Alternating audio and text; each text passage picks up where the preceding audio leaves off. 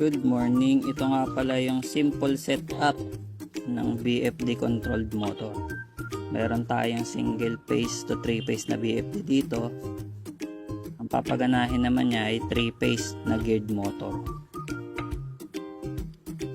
Ayan. So kung makikita nyo, pinarun natin siya ng forward.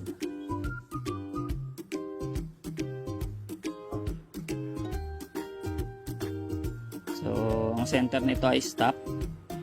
Tapos meron tayong reverse. Kung makikita ninyo yung reverse niyan, kahit naka-reverse na yan sa setup niya, hindi agad magre-reverse yung motor dahil hihintayin niya muna mag-stop yung motor bago niya ito i-reverse. So na-adjust yan. Pwede kang mamili kung ano yung acceleration time at deceleration time ng motor. So yan po ang simple setup ng ating BFD controlled na mga motor. Kung may katanungan po kayo, huwag po kayong mahiyang mag-PM sa amin. Sasagutin po namin ang inyong mga tanong. Salamat!